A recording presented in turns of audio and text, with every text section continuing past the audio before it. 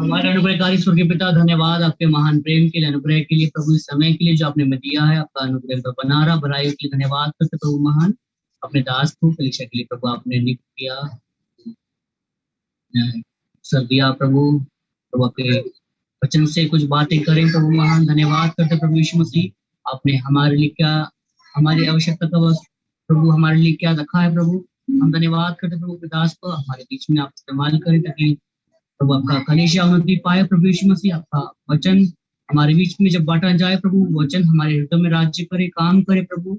आपको बस हमारे बीच में बना रहे प्रभु यीशु मसीह। दास अपने हाथ में इस्तेमाल करें, जितने लोग सुने प्रभु सब पर आपका अनुग्रह बना रहे। धन्यवाद करते हैं, प्रार्थना प्रभु यीशु मसीह के नाम से मांगते हैं तो आमीन। मैं परमेश्वर का धन्यवाद देता हूँ। प्रभु ने हमें को एक बार फिर इकट्ठा होने का एक मौका दिया। हम लोग परमेश्वर के वचन से हम लोग सीख रहे थे इफिसियों की पुस्तक, उसका 6वां अध्याय, उसका 10 से लेकर हम लोग ने 13 तक, हम लोग 14 तक हम लोग अध्ययन कर रहे थे। मैं दोबारा से पढ़ना चाहूँगा इफिसियों 6वां अध्याय, उसका 10 से लेकर 14 तक। इसलिए प्रभु में और उसकी शक्ति के प्रभाव में बलवंत बनो, परमेश्वर के सारे हथियार बांध लो कि तुम शैतान की युक्तियों के सामने खड़े रह सको, क्योंकि यह हमारा मलयुद्ध लहू और मांस से नहीं, परंतु प्रधानों से, अधिकारियों से और इस संसार के अंधकार के हाकिमों से और उस दुष्टता की आत्मिक सेनाओं से है जो आकाश में है। इसलिए परमेश्वर के सारे हथियार बांध लो कि तुम बुरे दिन में सामना कर सको और सब कुछ पूरा करके स्थिर रह सको। इसलिए सत्य से अपनी कमर कसकर और धार्मिकता की झिलम पहनकर, यहाँ पर हम धार्मिकता की झिलम तक हम लोग यहाँ पर थे। यहाँ पर हमने देखा कि 10 में हम लोग पढ़ते हुए आए कि प्रभु और उसकी शक्ति के प्रभाव में बलवंत बनो। हमने देखा कि मसीह जीवन जो है प्रभु के साथ का, जो हमारा जब हमने प्रभु पर विश्वास किया, हमारे दैनिक जीवन में आप और मैं अपनी ताकत से हम लोग चल नहीं सकते। हमें इसलिए लिखा, साफ साफ लिखा है, प्रभु में और उसकी शक्ति के प्रभाव में बलवंत बनो। अगर हमें आगे चलना है, हमें प्रभु की ताकत चाहिए। बिना प्रभु की ताकत के हम चल नहीं सकते। वो एहसास हमेशा हमें रहना चाहिए। फिर लिखा है परमेश्वर के सारे हथियार बांध लो। हथियार मेरे दिमाग के बोलते हैं ना, मेरी दिमाग की युक्तियाँ नहीं है, ये परमेश्वर के हथियार हैं। क्यों परमेश्वर के हथियार बोलते साथ ही हम लोग एक बात समझ जाते हैं कि हम लोग एक लड़ाई के मैदान में हैं। लड़ाई के मैदान में हमारा दुश्मन जब शैतान है, और लड़ाई में हमेशा रणनीतियाँ सबसे ज़्यादा इम्पॉर्टेंट होती हैं किसी भी लड़ाई को जीतने के लिए।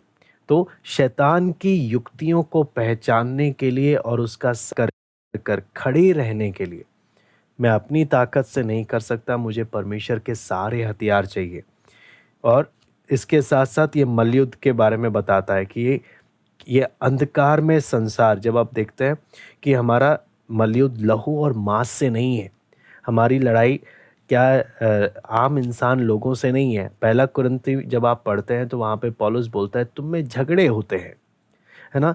शैतान कितने जल्दी सफल हो जाता है जब हम अपनी असली लड़ाई को हम लोग भूल जाते हैं कि हमारी लड़ाई किधर है, किनसे है।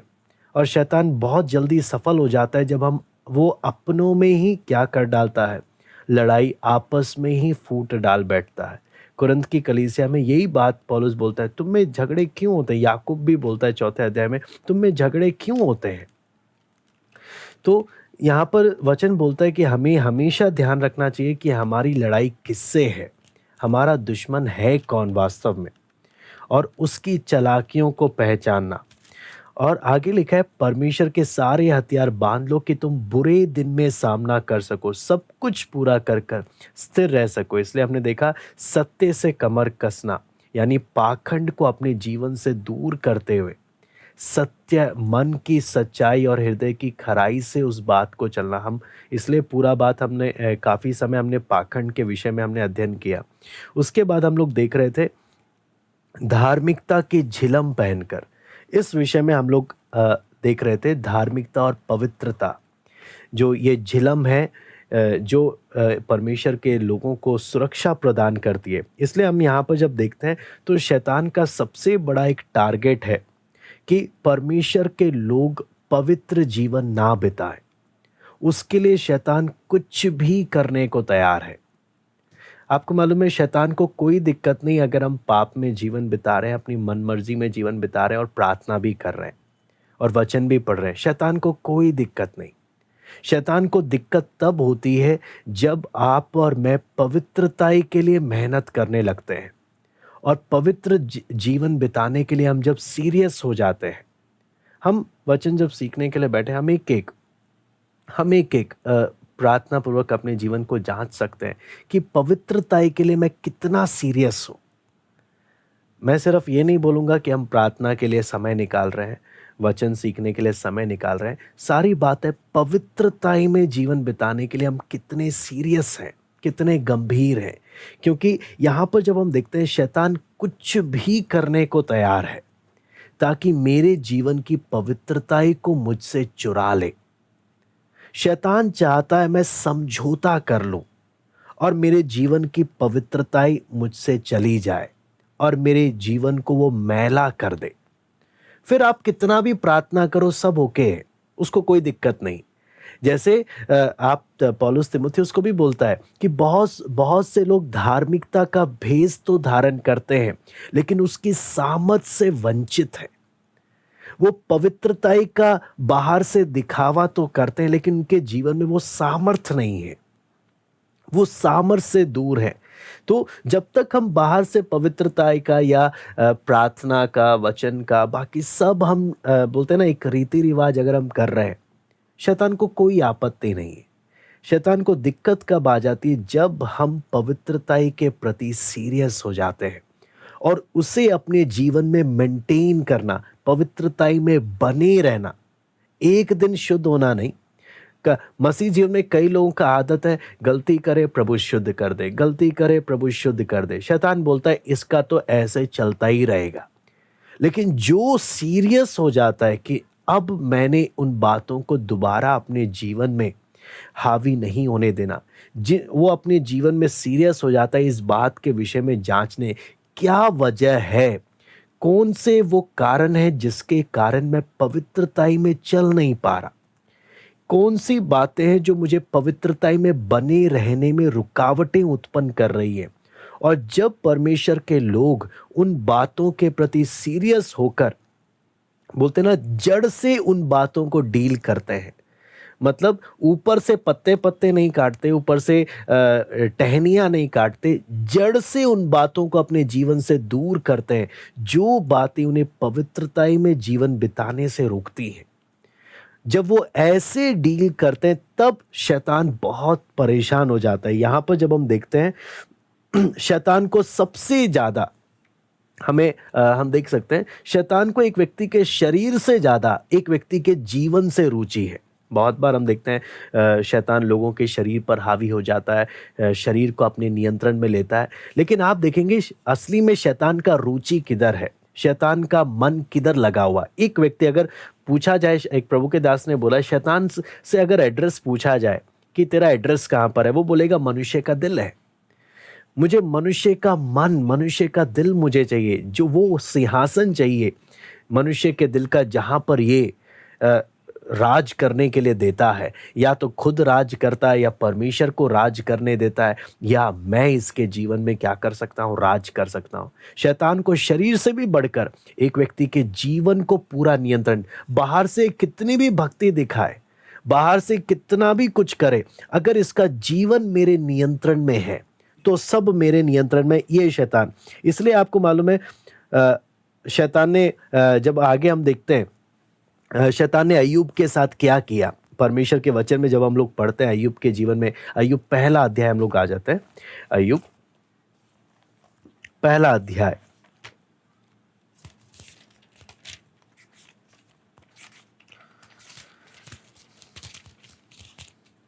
उसका 1 का 1 में हम देखते हैं, ऊज देश में अय्यूब नामक एक पुरुष था। वो खरा और सीधा था और परमेश्वर का भय मानता और बुराई से दूर रहता था।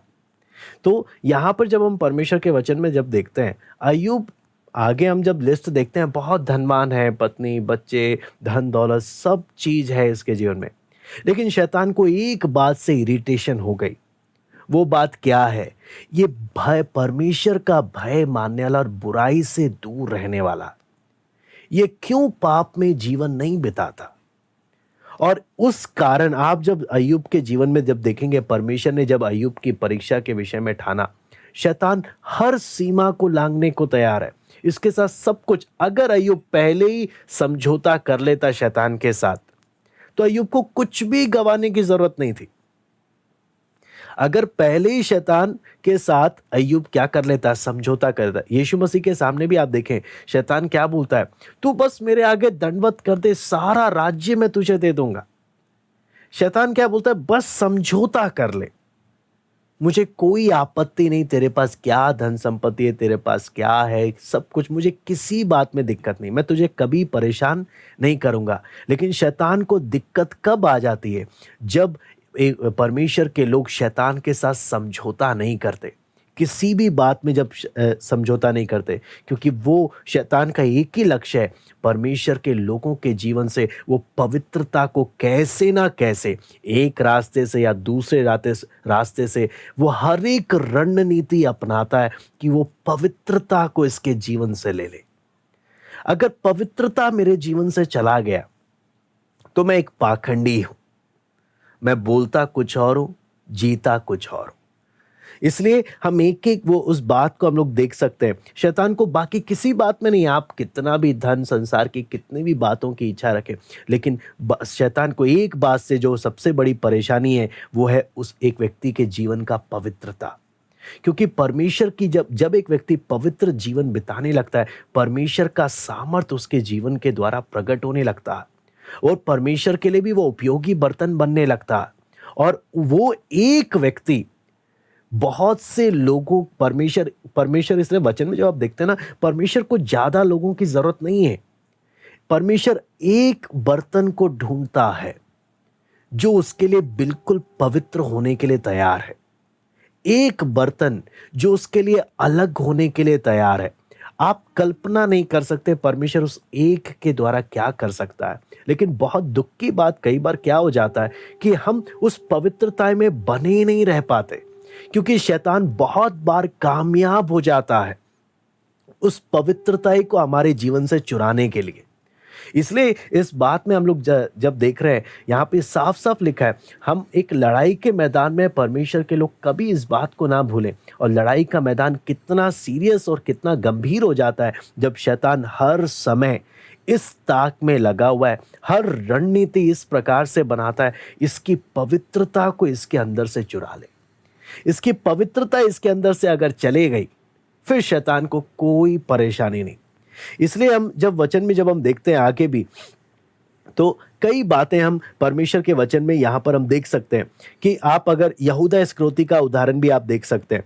यहूदा इस्करियोती के साथ का स्थिति क्या था? हाँ, वो यीशु के साथ रह रहा है, परमेश्वर का, प्रभु यीशु मसीह से वचन भी सीख रहा है। बोले तो सबसे अच्छा पास्टर साथ में है, सबसे अच्छा पास्टर साथ में रह रहा है, वचन भी सीख रहा है, हाँ, और चेलों के साथ रहता है। और इतना हर बातों में इतना इसने एडजस्ट किया हुआ है कि बगल में बैठे हुए चेलों को भी अंदाजा नहीं कि यही होगा जो यीशु को पकड़वाने वाला है, जरा सा भी हिंट नहीं है। तो इससे हम क्या चीज समझ सकते हैं कि एक व्यक्ति बाहर से सारे रीति रिवाजों को अपना सकता है और इसके आसपास रहने वाले किसी को भी भनक नहीं हो सकता। ये क्या चीज है? लेकिन जैसे यीशु अपनों को पहचानता है, वचन जैसे बोलता है वो अपनों को पहचानता है, ऐसे ही शैतान भी अपनों को पहचानता है। मैं दोबारा से बोलता हूं, जैसे यीशु अपनों को पहचानता है, शैतान भी अपनों को पहचानता है। उसका गुलाम कौन है, उसका व्यक्ति कौन है। आपको मालूम है, बाहर के अन्य जाति कलीसिया के लिए उतना विनाशकारी नहीं बनते जितना विनाशकारी वो व्यक्ति बनता है जो कलीसिया में रहकर क्या करता है, सारी रीति रिवाजों को तो पूरा करता है, लेकिन एक पाखंड में जीवन बिताता है, पवित्रता ही उसके जीवन में नहीं है, परमेश्वर की सामर्थ उसके जीवन में नहीं है। वो सबसे ज्यादा विनाशकारी बन जाता है, सबसे ज्यादा खतरनाक बन जाता है। क्यों? क्योंकि शैतान इसके द्वारा कुछ भी कर सकता है और किसी को भनक भी नहीं लगेगा, किसी को अंदाजा भी नहीं लगेगा। इसलिए बहुत एक बोलते हैं सबसे इंपॉर्टेंट बात यहां पर क्या आती है, मुझे अपने जीवन के, इसलिए वचन में लिखा है शैतान की युक्ति का सामना करने के लिए हमें सारे हथियार चाहिए। इसमें हमने सबसे पहला बात हमने देखा, सत्य से कमर कसकर चलना, यानी मेरे जीवन में झूठ और पाखंड के लिए कोई जगह नहीं है, वो है सबसे पहला बात।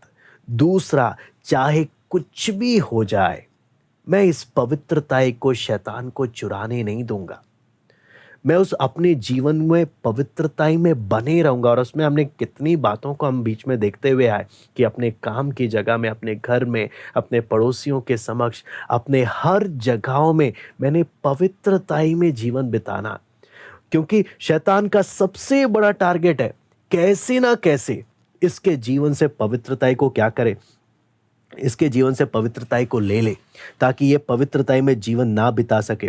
और आपको मालूम है, इसलिए वचन में जब हम पढ़ते हैं सतावट आने से पहले शैतान हर एक, आप जब दूसरा तीमुथियुस 2:3-12 जब पढ़ते हैं तो लिखा है, जो कोई, एक बार पढ़ लेंगे हम लोग उसको भी, दूसरा तीमुथियुस 3:12।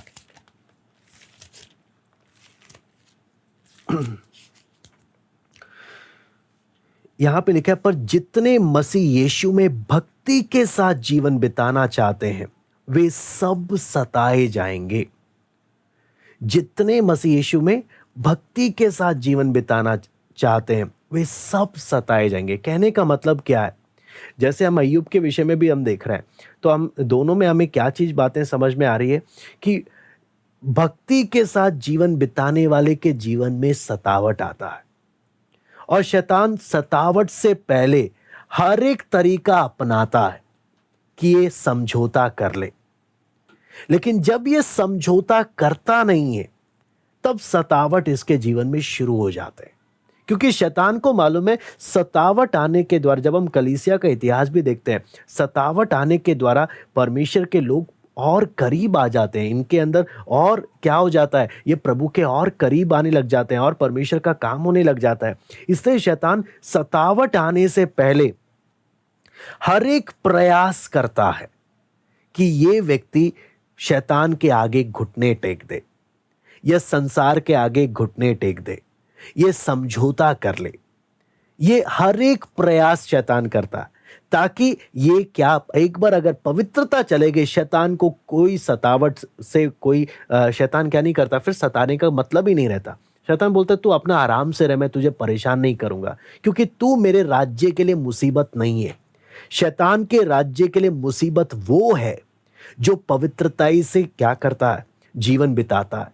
शैतान के राज्य के लिए खतरा केवल वो व्यक्ति है जो पवित्रताई में बने रहता है। शैतान के राज्य के लिए और शैतान के लिए सबसे बड़ा डर सिर्फ शैतान को उसी से लगता है।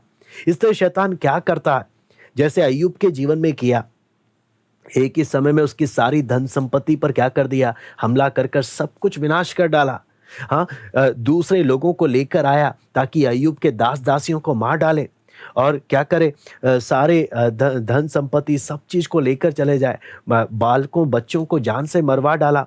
हर एक तरीका शैतान ने अपनाया। उसी प्रकार शैतान हमारा आत्मिक बातों से हमारा ध्यान हटाकर, हमारा ध्यान संसारिक बातों में या हमारे इधर उधर के पृथ्वी पर के होने वाली बातों में शैतान हमारा ध्यान ले जाने की कोशिश करता है, ताकि हमारी नजर उधर से हट जाए कि हमारी लड़ाई किधर है, और हमारी उस नजर को हटाकर वो उस पृथ्वी पर लेकर आकर हमें क्या करे, हमें संसार के आगे समझौता करने, हर एक तरीका अपनाने के लिए शैतान हमें क्या करने की कोशिश करता है, हर तरीका अपनाता है। इसलिए हम परमेश्वर के वचन में जब हम देखते हैं तो हमने यहाँ पर साफ साफ लिखा है, जो भक्ति के साथ क्या करते हैं, जितने मसीह यीशु में भक्ति के साथ जीवन बिताना चाहते हैं वे सब बोलने का मतलब क्या है, अगर पवित्रताई में जीवन बिता रहे हैं तो ऑप्शन नहीं है, फिर तो कंपलसरी है कि वो क्या किए जाएंगे,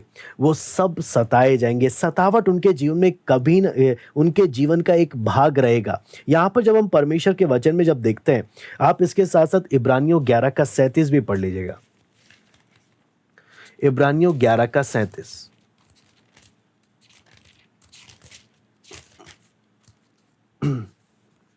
पथराव किए गए, आरे से चीरे गए, उनकी परीक्षा की गई, तलवार से मारे गए, वे कंगाली में, क्लेश में और दुख भोगते हुए भेड़ों और बकरियों की खाले ओढ़े हुए इधर उधर मारे फिरे।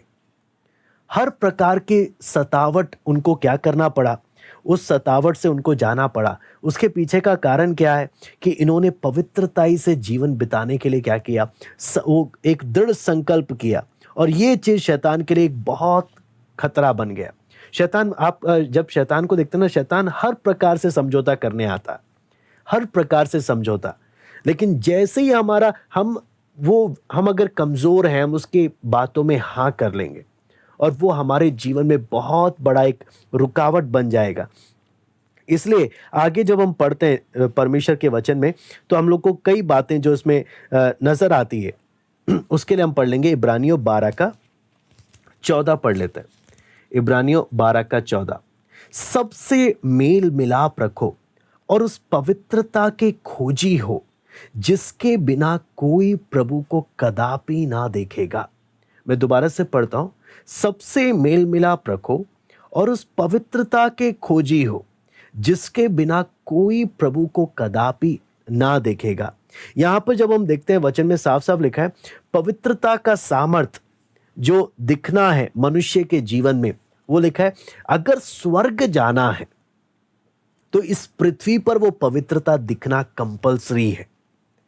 अगर स्वर्ग जाना है, हाँ, क्योंकि बिना पवित्रता के कोई भी प्रभु को कदापि ना देखेगा, कोई भी नहीं देखेगा। मैं अगर पवित्र जीवन नहीं बिता रहा, मैं फिर भूल जाऊं। अगर आप हनोक के बारे में देखें, हनोक स्वर्ग जाने से पहले, स्वर्ग उठा लिए जाने से पहले, वचन बोलता है इस पृथ्वी में वो 300 साल तक परमेश्वर के साथ साथ चलता रहा, जब तक उठा लिया नहीं गया। इसका मतलब क्या है?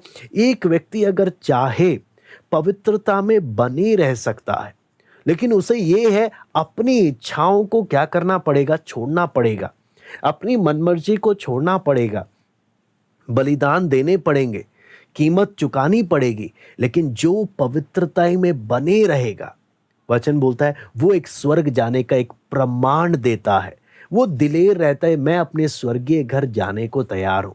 लेकिन जो इस पृथ्वी में रहते पवित्रताई में जीवन बिताने के लिए जो उस कॉन्फिडेंस के साथ, उस संकल्प के साथ अगर पवित्रताई में जीवन नहीं बिता रहा, वचन वो व्यक्ति के अंदर अगर वो खबर भी सुनेगा परमेश्वर के आगमन के विषय में, उसका दिल एक बोलते हैं ना, एक लुप लुप करेगा कि पता नहीं क्या होगा, हाँ मैं प्रभु के सामने क्या करूंगा, क्या जवाब दूंगा। सारी बात क्या है? पवित्रताई में जीवन बिताने वाला मेरे जीवन के हर क्षेत्रों में, एक बात में नहीं, दो बात में नहीं, पवित्रताई में बने रहना, वो भी निरंतरता में, स्वर्ग जाने का सबसे बड़ा प्रमाण है। जैसे हनोक परमेश्वर के साथ साथ चला, हनोक परमेश्वर के साथ साथ चला 300 साल तक, वैसे ही जो व्यक्ति बोलता है मैं भी स्वर्गीय, उसी स्वर्गीय नागरिक, मैं भी उस स्वर्गीय नागरिक हूँ, मैं भी स्वर्ग जा रहा हूँ, मेरा घर पृथ्वी पर नहीं है, मेरा घर स्वर्ग में है, मुझे प्रभु के पास जाना है, वो क्या करता है? इसलिए पौलुस परमेश्वर के वचन में लिखा है, जो कोई प्रभु के आगमन की बाट जोते हैं, है ना, जो इंतजार करते हैं, जो स्वर्गीय नगर की ओर देखते हैं, वो क्या बोलते हैं? वो खुद पवित्रताई में जीवन जीते हैं, वो अपने आप को पवित्र करते रहते हैं। आज हम अपने जीवन को देखें, क्या सच में मैं प्रतिदिन उस इच्छा के साथ रहता हूं, प्रभु तू कब आएगा? क्या मेरी हमेशा की वो लालसा बढ़ती जाती है, प्रभु तू कब आएगा? या मेरी इच्छाएं घटती जाती हैं और मैं इस विषय में सोचना भी नहीं चाहता कि प्रभु तू कब आएगा? वो इस बात की और संकेत देता है मैं कितना पवित्रताई में जीवन बिता रहा हूं, मैं कितना अपनी इच्छाओं में जीवन बिता रहा हूं और कितना पवित्रताई में जीवन बिता रहा हूं। क्योंकि जो प्रभु के आगमन की बाट जोते हैं, जो अपने जाने की तैयारी करते हैं, वो अपने आप को और पवित्र करते जाते हैं। मैंने इसलिए हमने शुरुआत में ही देखा कि शैतान का सबसे पहला तरीका, शैतान का मेन चीज क्या है? इसके जीवन से उस झिलम को चुरा लेना, उस पवित्रताई की झिलम को इससे चुरा लेना। इससे पवित्रताई चुरा लो, बाकी ये जो मर्जी करे, शैतान को कोई दिक्कत नहीं। अगर इसके पास से उस पवित्रताई को क्या कर लिया, ले लिया। तो इसलिए हम एक एक देखें, क्या वो आशा, जिस आशा के बारे में मैं दुनिया के सामने बातें करता हूं, जिस आशा के विषय में, जिस यीशु के विषय में मैं दुनिया के सामने बातें करता हूं, क्या वो पवित्रताई मेरे जीवन में, मेरे आचरण के द्वारा दिखती है या नहीं? फिर आगे इसलिए हम पहला यूहन्ना 1:6 पढ़ लेते हैं। पहला यूहन्ना 1:6, यदि हम कहें कि उसके साथ हमारी सहभागिता है और फिर अंधकार में चलें, तो हम झूठे हैं और सत्य पर नहीं चलते। यानी पवित्रता एक ऐसा चीज है जो मेरे परमेश्वर के साथ की संगति का प्रमाण है। सबसे पहला हमने देखा, पवित्रता वो प्रमाण है कि आप स्वर्ग के लिए तैयार हो, या स्वर्ग जाने की अपनी तैयारी अपनी इस पृथ्वी पर प्रकट कर रहे हो कि आप स्वर्ग के लिए तैयार हो। दूसरा, पवित्रता इस बात का प्रमाण है कि आप परमेश्वर के साथ संगति कर रहे हैं। मैं दोबारा से पढ़ता हूं, यदि हम कहें कि हम उसके साथ हमारी सहभागिता है और फिर हम अंधकार में चले। मैं बोलता हूं मैं प्रभु के साथ संगति करता हूं, मैं प्रार्थना प्रभु के साथ बातें कर आया हूं, मैं परमेश्वर की आवाज सुनकर परमेश्वर के साथ संगति कर आया हूं, लेकिन अगर मेरा चलना अंधकार में है, अगर मेरा चलना अंधकार में, तो हम झूठे हैं और सत्य पर नहीं चलते। बहुत से लोग बोलते हैं मैं प्रभु के साथ संगति करता हूं। अच्छा, अगर आप सच में संगति करते हैं, मूसा संगति कर आया और उसके चेहरे में वो चमक, दुनिया ने, वो इजरायलियों ने देखा कि ये परमेश्वर के साथ संगति कर आया। मैं प्रभु के साथ संगति कर रहा हूं, मेरे जीवन में वो पवित्रताई का चाल चलन कितना प्रकट होता है, वो हम अपने जीवन से पूछ सकते हैं। एक सवाल, अगर मूसा परमेश्वर के साथ 40 दिन संगति कर आया, उसके मुख से वो प्रकाश प्रकट होने लगा। अगर मैं बोलता हूं मेरी प्रभु के साथ सहभागिता है, मैं बोलता हूं मेरा आत्मिक जीवन ठीक है, तो मैं अंधकार में क्यों चल रहा हूं? मेरे काम फिर अंधकार में के क्यों हैं? अगर मेरा आत्मिक जीवन सही है, तो वो पवित्रता की सामर्थ मेरे जीवन के द्वारा प्रकट क्यों नहीं होती? क्यों मैं उन्हीं पाप में, उन्हीं बातों में बार बार अपने आप को पाता हूं? क्यों मैं अपने जीवन में अपने आप को कमजोर महसूस करता हूं? रीजन क्या है? आपको मालूम है, प्रधानमंत्री या पार्लियामेंट या राष्ट्रपति भवन, हर एक व्यक्ति जो राष्ट्रपति भवन में घूमता है, उसकी राष्ट्रपति से मुलाकात नहीं होती, या राष्ट्रपति के साथ रहने वाला नहीं होता, राष्ट्रपति से बात करने वाला नहीं होता। उसी प्रकार हर एक व्यक्ति जो बोलता है मैं प्रार्थना करता हूं, जरूरी नहीं वो अपनी 1 घंटे की रिवाज पूरी कर सकता है, वो अपना जो भी रीति रिवाज है उसको पूरी कर सकता है, लेकिन वो इस बात की गारंटी नहीं दे सकता कि मैं प्रभु के साथ में संगति कर आया हूं। क्योंकि जो सचमुच प्रभु के साथ संगति करता, इसलिए यहां पे लिखा है, अगर हम कहें कि हमारी सहभागिता उसके साथ है, तो फिर हम अंधकार में नहीं चलेंगे। मेरा चाल चलन प्रकट करेगा, मेरी चाल प्रकट करेगी मैं ज्योति में चल रहा हूं कि अंधकार में चल रहा हूं। अगर मैं अंधकार में चल रहा हूं तो वचन बोलता है तू झूठा है, तू तो उसको जानता तक नहीं है, तू किसके सामने अपनी झूठी धार्मिकता दिखा रहा? यदि सचमुच तू उसके साथ चल रहा है, तेरी चाल से दिखना चाहिए। इसलिए यूहन्ना बपतिस्मा देने वाला भी किस बात पे जोर देता था? मन फिराया है तो उसके अनुसार फल दिखने चाहिए, तेरी बातों से नहीं, तेरे जीवन के कामों के द्वारा प्रकट होना चाहिए कि सच में तूने मन फिराया। अगर एक व्यक्ति बोलता है सच में मैं प्रभु के साथ संगति करता हूं, चाल चलन से क्यों नहीं प्रकट हो रहा? वो एक सबसे मुख्य सवाल। अगर हम अंधकार में चलते हैं तो फिर हम झूठे हैं और हम में क्या नहीं है? हम में सत्य नहीं है। इसलिए इसके साथ साथ आमोस 3:3 हम पढ़ लेते हैं। आमोस 3:3,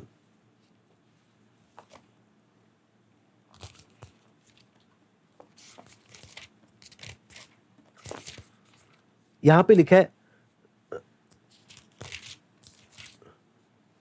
यदि दो मनुष्य परस्पर सहमत ना हो तो क्या वे एक संग चल सकेंगे? मैं दोबारा से पढ़ता हूं, यदि दो मनुष्य परस्पर सहमत ना हो तो क्या वे एक संग चल सकेंगे? यानी परमेश्वर की इच्छा और मेरी इच्छा अगर आपस में सहमति नहीं जताती, आपस में सहमत नहीं है, क्या मैं प्रभु के साथ मैं चल सकता हूं? परमेश्वर बोलता है ये नहीं करना, परमेश्वर बोलता है ये छोड़ो, मैं बोलता हूं प्रभु छोड़ूंगा नहीं, प्रभु मैं ये तो मेरे को करना ही है, फिर भी मैं प्रार्थना करूंगा, फिर भी मैं वचन भी पढ़ूंगा। तो क्या वो दोनों साथ चल सकते हैं? हां, दुनिया के सामने आप दिखा सकते हो, दुनिया के सामने आप दिखा सकते हो, लेकिन वास्तविकता क्या है? दोनों साथ साथ नहीं चल रहे। जब तक दोनों एक बात में सहमत ना हो, दोनों साथ साथ नहीं चल सकते। उसी प्रकार अगर प्रभु और मैं, मेरी इच्छा प्रभु की इच्छा के लिए समर्पित नहीं है, मैं बाहर कुछ भी लोगों के सामने दिखा सकता हूं, लेकिन मैं प्रभु के साथ चलना, मेरे जीवन में वो सच्चाई नहीं है, वो सिर्फ एक नाटक रहेगा, वो सिर्फ एक धोखा, एक ऐसा धोखा जो यहूदा इस्करियोती ने दिया। वो तो समय बता देगा कि कौन क्या है। यहूदा इस्करियोती के साथ भी यही उसने किया। यह शैतान का अपना कहलाया। क्यों? इतना ज्यादा एक्सपर्ट था कि अपने अगल बगल वालों को भी क्या नहीं होने दिया, हिंट लगने नहीं दिया मेरे अंदर क्या चल रहा, मेरे अंदर की योजना क्या है, मेरे अंदर की मेरे अंदर चल क्या रहा है। उसी प्रकार आपको मालूम है, दुनिया के सामने बहुत कुछ प्रिटेंड किया जा सकता है, दुनिया के सामने बहुत कुछ बेवकूफ बनाया जा सकता है, लेकिन क्या जब तक मैं और प्रभु सहमत नहीं है, मैं साथ नहीं चल सकता। इसलिए हमने क्या क्या बातें देखा। अगर शैतान का सबसे मेन टारगेट है मेरे अंदर की पवित्रता को कुछ भी कर कर इसके जीवन की पवित्रता को छीन लेना। पवित्रता गई, शैतान बोलेगा कोई बात नहीं, बाद में माफी मांग ले। हम क्या करेंगे? शैतान पवित्रता छीनेगा, हम प्रभु से माफी मांगेंगे। अगर हमारा डेली का रहन सहन बस डेली माफी मांगने का है, आप समझना, ना तो मैं अपने घर में, ना मैं अपने समाज में, ना मैं कलीसिया में किसी के लिए भी आशीष का कारण नहीं हूं। अगर डेली का मेरा जीवन सिर्फ क्या है, ये उन्हीं गलतियों को दोहराना और माफी मांगते रहना, अगर ऐसा करने से ना तो कलीसिया के लिए मैं आशीष का कारण बन सकता हूं, ना मैं अपने परिवार के लिए, ना मैं अपने समाज के लिए, किसी के लिए भी आशीष का कारण। क्यों? अगर ऐसा जीवन है, परमेश्वर की सामर्थ कभी मेरे जीवन में प्रकट नहीं होगी। और शैतान यही चाहता है। तो डेली गलती कर और माफी मांग ले, कोई बात नहीं प्रभु, तू बोल देना, प्रभु तुझे माफ कर देगा। प्रभु समझता है तू कमजोर है। लेकिन जो बोलता है नहीं, कुछ भी हो जाए, मुझे जो भी कीमत अदा करनी पड़े मैं करूंगा, लेकिन मैं पवित्रताई में, जैसे दानियल के विषय में लिखा है, दानियल ने अपने मन में ठाना कि मैं राजा के भोजन को खाकर अपने आप को अशुद्ध नहीं करूंगा। अपने मन में ठाना। परमेश्वर वही, आप देखना, दानियल ने जब मन में ठाना, परमेश्वर ने सबके मन में काम किया और परमेश्वर ने रास्ते खोल दिए। हमारे पास क्या होता है? हम अपनी गलती करने के लिए हमारे पास बहाने होते हैं। प्रभु तू जानता है ये परिस्थिति, वो परिस्थिति, वो परिस्थिति। क्या हम प्रभु के सामने इस समर्पण के साथ आते हैं? प्रभु तेरे और मेरे साथ के संबंध में जो भी अड़चने हैं, प्रभु तुझे जो करना पड़े तू कर, लेकिन उन बातों को मेरे जीवन से दूर कर। मुझे उस पवित्रताई में बने रहना है, चाहे मुझे कितना भी दर्द हो, चाहे मुझे कितना भी दुख प्राप्त करना पड़े, लेकिन प्रभु तेरे और मेरे संबंध के बीच में चलते वक्त जो करना पड़े प्रभु तू कर। मैं सब दुखों को, सब बातों को मैं सहने को तैयार हूं, लेकिन तेरे और मेरे साथ की उस पवित्रताई में मुझे चलते रहना। क्या वो समर्पण मेरे जीवन में है? क्या मैं एक्सक्यूज, बहाने इस्तेमाल करना छोड़कर क्या मैं मन में ठानूंगा, नहीं प्रभु अब मैं तेरे अनुग्रह के द्वारा जो मुझे सामर्थ देता है उसके द्वारा मैं मन में ठानूंगा, आज के बाद उन बातों को मेरे जीवन में कोई स्थान नहीं है। मैं पवित्रताई में जीवन बिताऊंगा, चाहे कुछ भी हो, और प्रभु से अनुग्रह मांगूंगा। कहने का मतलब क्या है? जब आप सच में दिल की गहराई से मन में जब ठानते हैं ना, परमेश्वर रास्ते खोलता है, रास्ते परमेश्वर खोलता है। और आपको मालूम है शैतान की बड़ी चालाकी क्या है? शैतान वेट करता है। शैतान आपके, जब आप आत्मा से भरे रहते हो तब शैतान नहीं आता आपको परीक्षा में गिराने के लिए। शैतान कब आता है? जब आप कमजोर हो। आपकी कमजोरी की अवस्था को देखकर शैतान आकर परीक्षा में गिराने का प्रयास करता है। इसलिए बहुत जरूरी है कि मैं प्रतिदिन, इसलिए वचन बोलता है प्रतिदिन आत्मा से परिपूर्ण होते जाओ, यानी अपने आप को परमेश्वर की सामर्थ्य से भरकर रखो। क्यों? जब मैं कमजोर हूं तब शैतान मेरे पास आएगा। जब मैं कमजोर हूं, और शैतान करेगा क्या? उस पवित्रताई को मेरे जीवन से चुराने का कोशिश करेगा, और उसके लिए कुछ भी करेगा, कुछ भी रणनीति अपनाएगा। आप समझना, आप और मैं प्रभु से हटकर शैतान की किसी भी चालाकी का सामना नहीं कर सकते। आप और मैं प्रभु से हटकर शैतान की किसी भी चालाकी का सामना नहीं कर सकते। वो इतने हजारों साल का उसको अनुभव है, इतने सालों का अनुभव है। वो कोई बेवकूफ नहीं, कोई मेरे जैसा इंसान नहीं जिसकी बातों को मैं समझ सकूं। मुझे प्रभु की सामर्थ चाहिए, प्रभु का अनुग्रह चाहिए, प्रभु का बुद्धि और समझ चाहिए, तभी मैं उसकी चालाकियों को समझ पाऊंगा। नहीं तो बड़े आसानी से मुझे वो अपनी चालाकियों में क्या कर सकता है? फंसा सकता है। इसलिए बहुत जरूरी है मैं इस बात को पहचानते हुए चलो। इसलिए अगर मैं बोलता हूं मैं स्वर्गीय नागरिक हूं, मैं स्वर्ग की ओर, मैं प्रभु आएगा, मुझे स्वर्ग ले जाने के लिए, अगर मैं सच में बोलता हूं, हाँ मुझे कॉन्फिडेंस है कि मैं स्वर्ग जाऊंगा, तो मेरे जीवन में वो पवित्रताई का प्रमाण दिखना चाहिए। अगर पवित्रता ही नहीं है तो मैं इस धोखे में हूं। क्योंकि आपको मालूम है बहुत लोगों के साथ क्या होता है कि कई बार किसी को कॉल लगाते हैं या किसी को ढूंढते हैं, मिलते नहीं तो परेशान हो जाते हैं, कहीं आगमन तो नहीं हो गया, कहीं वो चले तो नहीं गए, मैं तो नहीं रह गया। हाँ, क्यों इतना डर है? क्यों इतना वो आप रह जाएंगे, इतना डर है? इतना कारण क्या है? पवित्रता ही नहीं है। पवित्रता ही जब जीवन में आते है तब एक कॉन्फिडेंस रहता है, कोई हो ना हो मुझे पक्का पता है प्रभु आएगा, मुझे लेने आएगा और मैं पक्का जाऊंगा। उसमें कोई शक नहीं।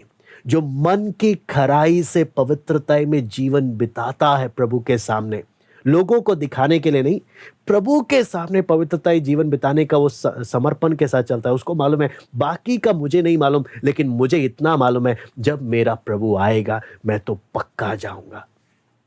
मेरे स्वर्ग जाने का प्रमाण मेरी पवित्रता, इस पृथ्वी पर मेरी पवित्रता प्रकट करती है। और मेरी, अगर मैं बोलता हूं मैं प्रभु के साथ मैं प्रार्थना करके आया हूं, मैं प्रभु के साथ संगति करता हूं प्रभु के साथ, तो मेरी चाल चलन भी दिखनी चाहिए कि मैं अंधकार में नहीं चल रहा।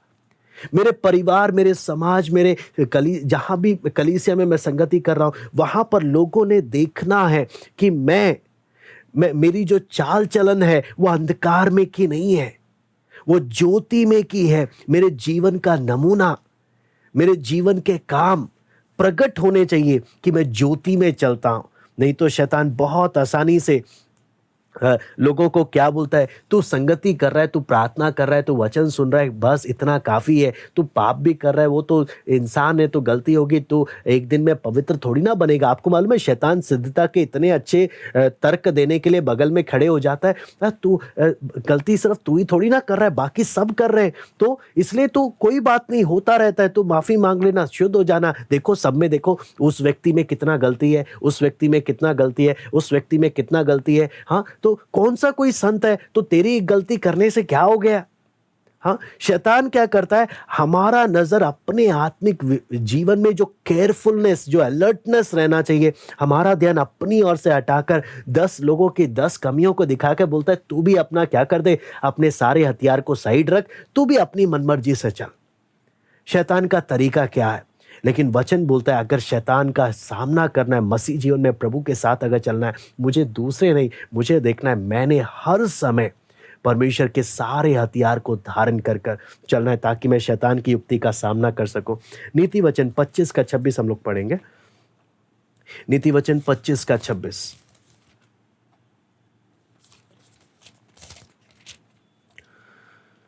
जो धर्मी दुष्ट के कहने में आता है वह गंदले सोते और बिगड़े हुए कुंड के समान है। मैं दोबारा से पढ़ता हूं, जो धर्मी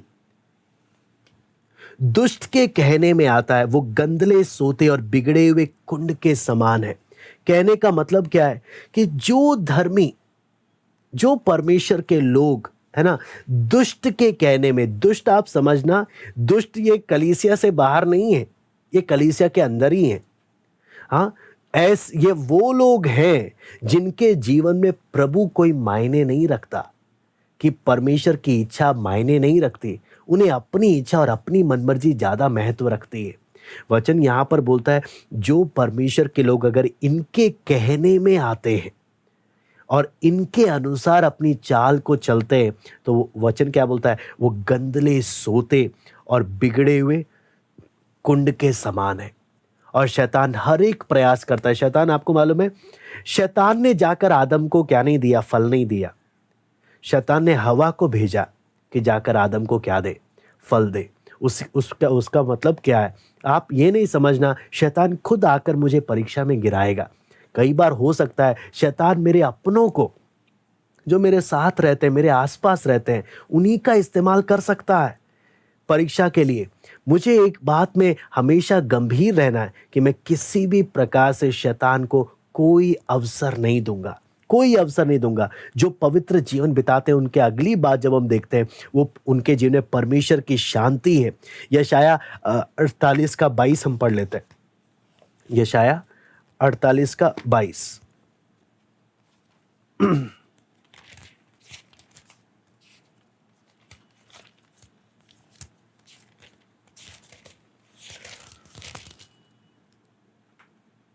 दुष्ट के लिए कुछ शांति नहीं, यहोवा का यही वचन है। मैं दोबारा से पढ़ता हूं, दुष्टों के लिए कुछ शांति नहीं, लेकिन जो व्यक्ति धार्मिकता और पवित्रता में जीवन बिताता है उनके जीवन में शांति है। दुष्ट के जीवन में क्या नहीं है, शांति नहीं है। क्या मसीह की शांति मेरे जीवन में है, या ये शांति नहीं है? जो ये वो शांति है जो वचन कहता है जो सारी समझ से परे है, जो तुम्हारे हृदय और विवेक को मसीह यीशु में सुरक्षित रखता है, जो मुझे सुरक्षा, शैतान के हर एक बातों से सुरक्षा देता है। क्या वो शांति मेरे जीवन में है? क्योंकि लिखा है दुष्टों के लिए कोई शांति नहीं है। जो पवित्रता में जीवन नहीं बिताते उनके जीवन क्या एक बेचैन जीवन है, लेकिन जो पवित्रता में जीवन बिताते हैं उनके लिए, उनके साथ का जीवन क्या है, वो एक शांति का जीवन। उनके जीवन में बाहर चाहे कितना भी क्लेश हो, ऐसा नहीं कि उनके जीवन में कोई क्लेश समस्याएं नहीं है, बाहर कितने भी क्लेश हो, लेकिन जीवन के अंदर अगर जब वो अनुभव करते हैं वो परमेश्वर की शांति है। इसलिए ये बात एक जांचने की बात है जो हम परमेश्वर के वचन में हम लोग देख सकते हैं। फिर अगला बात हम देखते हैं कि धर्मी जन या पवित्रता में जो जीवन बिताने वाला है, इसका प्रभाव बाहर बाकी सब में पड़ता है। आपको मालूम है, एक परमेश्वर के दास लोग कलीसिया में 1 घंटा 2 घंटा वचन बता सकते हैं, लेकिन असली पवित्रता का जो प्रभाव बाहर समाज में जो प्रकट होना है वो हर एक उन विश्वासियों के द्वारा होता है जो बाहर जाकर लोगों से मिलते जुलते हैं। उनका जीवन पवित्रता की सामर्थ का परिचय देता है। परमेश्वर का दास प्रचार 1 घंटा 2 घंटा कर रहा, हाँ, परमेश्वर की उपस्थिति को, परमेश्वर की सामर्थ को अनुभव करते हुए, लेकिन कलीसिया जो परमेश्वर के लोग हैं जो बाहर लोगों से मिलते हैं, उनको तो हर समय परमेश्वर की सामर्थ का, उस पवित्रता का परिचय देना है। और आप इसमें एक बात आप सोच कर देखें, जिस यीशु को, जिसने कभी पाप नहीं किया, अगर हर समय पवित्र आत्मा की सामर्थ की आवश्यकता थी, पवित्र आत्मा की सामर्थ से भरकर उसने हर एक काम किया, तो क्या आप और मैं जो पापी इंसान हैं, हमें कितना पवित्र आत्मा की सामर्थ की आवश्यकता है? मैं दोबारा से बोलता हूं, जिस प्रभु यीशु को, जिसने कोई पाप नहीं किया, अगर इतना पवित्र आत्मा की सामर्थ का आवश्यकता था, तो आपको और मुझे जो पापी हैं, हाँ, कमजोर हैं, हमें कितना ज्यादा पवित्र आत्मा पर निर्भर रहने की आवश्यकता है, कितना ज्यादा। और आप अगर देखेंगे, अगर हम निर्भर नहीं है तो हमारा खुद का भरोसा और घमंड है जो हमें प्रभु पर निर्भर होने से रोकता है और परमेश्वर की सामर्थ को हमारे जीवन में कार्य करने से रोकता है। वो पवित्रता हमारे जीवन में नहीं रहती। लेकिन जो व्यक्ति प्रभु पर निर्भर रहना चाहता है वो पवित्रता के विषय में बहुत केयरफुल रहता है। पहली सदी की कलीसिया को आपको मालूम है, सारे लोग पढ़े लिखे नहीं थे, मछुआरे थे, है ना। ज़्यादा चेले लोग ज़्यादा कुछ पढ़ाई लिखाई नहीं किए थे, लेकिन एक बात है जो उन्हें सबसे अधिक सबसे अलग करता था, वो है परमेश्वर के आत्मा का काम। परमेश्वर के आत्मा का काम। आपको मालूम है, जब पवित्र आत्मा का भरपूर में वो जीवन, जब एक परमेश्वर के लोग जब जीने लगते हैं, आपको परमेश्वर वो अद्भुत कार्य करता है जो आप सोच भी नहीं सकते। वो अद्भुत कार्य करता है। जब हम कलीसिया के इतिहास को भी पढ़ते हैं, सिर्फ एक ही काम जो परमेश्वर के संतों को बड़ी जागृति लाने का माध्यम बना, वो पवित्र आत्मा के लिए जितनों ने अपने आप को समर्पण किया, जितनों ने अपने आप को उस पवित्रता के लिए समर्पण किया, उतना ज़्यादा परमेश्वर का आत्मा कार्य कर सका। जितना समर्पण किया, पवित्रता के लिए जितना सीरियस रहे, क्योंकि पवित्रता नहीं, परमेश्वर की सामर्थ नहीं, परमेश्वर की सामर्थ नहीं, कोई जागृति नहीं। लेकिन जहाँ पवित्रता है, परमेश्वर के आत्मा पर निर्भर है, हर बातों के लिए परमेश्वर के आत्मा पर अगर निर्भर है, आप सोच नहीं सकते परमेश्वर क्या क्या नहीं कर सकता। इसलिए हमने सबसे बड़ा बात देखा कि हमें जब सारा समय जब दुनिया के साथ रहना है, लोगों के बीच में रहना है, लेकिन लोगों के जैसा नहीं रहना, हमें संसार में रहना है, लेकिन संसार के समान अगर नहीं रहना, तो हमें परमेश्वर की सामर्थ चाहिए। हम अपनी ताकत से नहीं कर सकते।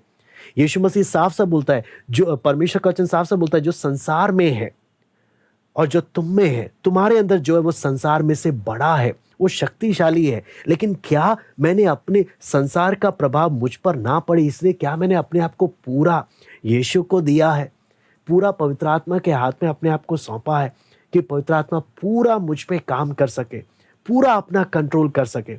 मैं कितना, जैसे यीशु प्रार्थना करता था, बीच बीच में आप अगर पढ़ेंगे, वो बीच बीच में एकांत के लिए जाता था। एकांत के लिए, कितना भी सेवा क्यों ना हो, बीच बीच में एकांत के लिए जाता था। हमारे पास कितना भी काम क्यों ना हो, क्या हम एकांत का समय निकालते हैं पवित्र आत्मा पर निर्भर होने के लिए? प्रभु, तेरे बिना हम कुछ नहीं कर सकते, क्योंकि यीशु साफ साफ बोलता है, मुझसे हटकर तुम कुछ नहीं कर सकते। क्या हम उस एहसास में हम आ रहे हैं कि प्रभु, हम तेरे बिना सच में कुछ नहीं कर सकते? या अभी भी हमारे पास बहुत से आइडियाज रहते हैं, बहुत से तरीका रहते हैं कि ये कर लेंगे, ये टैक्टिक अपना लेंगे, ये आइडिया अपना लेंगे तो काम बन जाएगा। अगर जितने आइडिया हमारे पास बचे हैं, पवित्र आत्मा फिर साइड रहेगा। लेकिन अगर हम सब सरेंडर कर देंगे, पवित्र आत्मा, मेरे सब आइडिया, मेरे सब तरीके फेल रहेंगे जब तक तू सीधा कंट्रोल नहीं करेगा मेरे जीवन में। उस पवित्रता में बने रहने के लिए, और वो पवित्रता की सामर्थ, वो मन में एक दृढ़ संकल्प, बहाने साइड रखते हुए, वो दृढ़ संकल्प में, जब शैतान का मेन टारगेट मेरे जीवन की पवित्रता को चुराना है, हे प्रभु, मैं उस पवित्रता के लिए समर्पण अपने आप को करता हूँ कि उस पवित्रता में बने रहूं, ताकि तेरी सामर्थ इस नाशवान शरीर में तेरी महिमा के लिए केवल प्रकट होने पाए। तेरी सामर्थ इस मिट्टी के बर्तन में केवल तेरी महिमा के लिए, केवल तेरी महिमा के लिए पूर्ण रूप से प्रकट हो। तेरी सामर्थ इस नाशवान बर्तन में तेरी महिमा लाने के लिए, तेरी इच्छा पूरी करने के लिए प्रकट हो। क्या उस समर्पण में जब परमेश्वर के लोग आए, आप सोच नहीं सकते, परमेश्वर वो अंतिम जागृति, महाजागृति परमेश्वर अपने लोगों के जीवन में ला सकता है। आगे प्रभु आप सबको आशीष दे। परमेश्वर के दास प्रार्थना करें।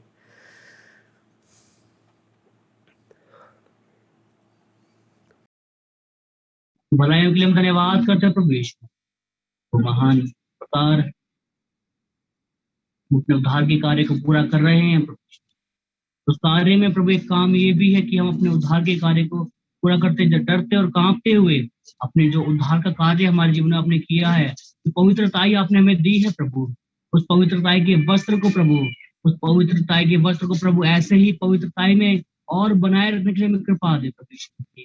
उस पवित्रताई में बढ़ने के लिए हमें कृपा दे प्रभु। आपका वचन कहता है मैं पवित्र तो तुम भी पवित्र बनो। प्रभु आपकी पवित्र आत्मा का भी इच्छा यही है कि हम पवित्र बने। प्रभु हमेशा प्रभु हमें पाखंडी नहीं प्रभु, कि दिखावा करने वाले नहीं प्रभु, सच में प्रभु एक आत्मिक जागृति के साथ प्रभु यीशु मसीह हमें संसार से, पाप से, शैतान से सामना करते हुए उस पवित्रता में बने रहने के लिए हमें कृपा दे प्रभु यीशु मसीह, और पवित्रता के अंदर बढ़ने के लिए हमें कृपा दे प्रभु यीशु मसीह। आपकी इच्छा, आपका उपस्थिति हमारे जीवन में बढ़ता जाए प्रभु यीशु मसीह। प्रभु उस पवित्रता के लिए वो जलन हमारे अंदर आने के लिए कृपा दे प्रभु, कि प्रभु बिना पवित्रता के हम आपको देख नहीं सकते स्वर्गीय पिता, आप में बढ़ नहीं सकते स्वर्गीय पिता। प्रभु शैतान ने कलीसिया को यहीं पर ही गुमराह करके रखा है कि बाकी सब काम करो, इस पवित्रता के बारे में ध्यान ना दो। सब चलता है प्रभु, ऐसा लोगों के मनों में डाला हुआ है। प्रभु महान, हमें इस बात की गंभीरता समझने की कृपा दी कि सब नहीं चलता। प्रभु हमें संसार से और शैतान के कामों से बचकर सामना करते हुए उस पवित्रता में बढ़ने वाला जीवन आप हमें दे। उस बात की गंभीरता हमें सिखाए स्वर्गीय। आपने अपने दास के द्वारा इस बात को प्रकट करके दिया है, इसलिए हम धन्यवाद करते स्वर्गीय पिता। हम विनती और प्रार्थना करते प्रभु, जो बातें सुनी है प्रभु, प्रभु ऐसे ही सुनकर प्रभु व्यर्थ में जाने के लिए नहीं प्रभु, सच में वो बात की गंभीरता को समझने के लिए हमें कृपा दे प्रभु। आपकी उपस्थिति हमारे साथ रहे प्रभु, हालेलुया। आपके डर भय में हमें चलाए स्वर्गीय पिता, हालेलुया।